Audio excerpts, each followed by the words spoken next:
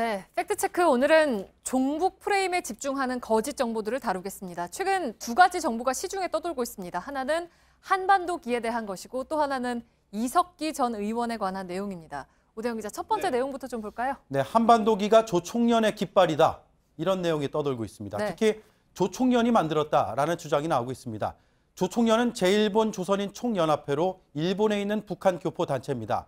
이렇게 여러 개의 그래픽으로도 만들어져서 퍼지고 있습니다. 하지만 모두 거짓 정보입니다.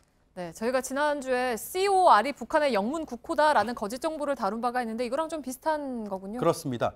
한반도기는 남북이 1989년에 합의를 했습니다. 그리고 1991년 일본에서 열린 세계 탁구 선수권에서 처음으로 쓰였습니다.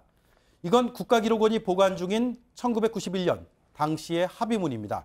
선수단의 호칭은 코리아, 그리고 깃발은 흰색 바탕에 우리나라 지도를 그려 넣는 것으로 한다라고 되어 있습니다. 네, 그러면 조 총련은 왜 등장했습니까? 그건 정확히 알 수 없지만 일부에서는 백과사전을 근거로 삼고 있습니다. 네. 이건 인터넷에서 누구나 찾아볼 수 있는 두산백과입니다.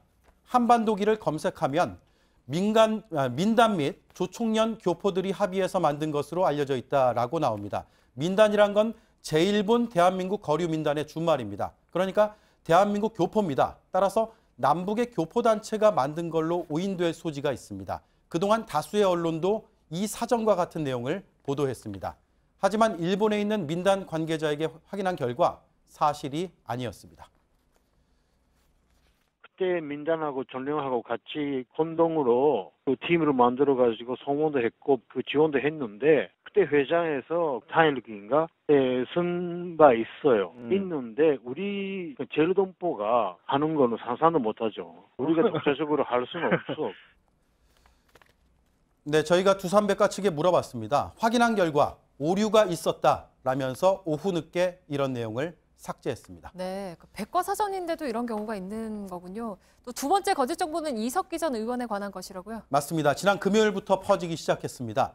국가 내란 음모죄로 징역 9년을 선고받은 이석기 무죄 선고, 회삿돈 횡령만 유죄, 징역 8개월로 감형, 곧 석방될 것이라고 돼 있습니다. 하지만 사실이 아니었습니다. 네, 이석기 전 의원이 대법원에서 확정 판결 받은 건 사실 자명한 사실이잖아요. 네, 이 전 의원과 관련된 사건은 크게 두 가지입니다.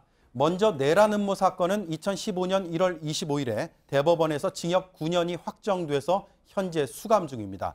내란 음모 무죄, 내란 선동과 국보법 위반 유죄로 결론 났습니다.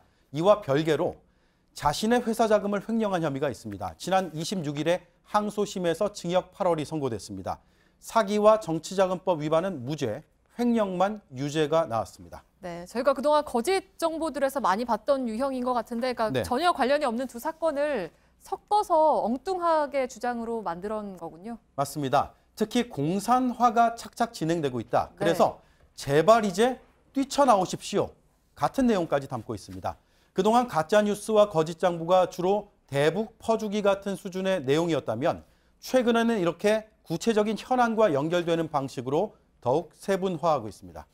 네, 팩트체크 오대영 기자였습니다.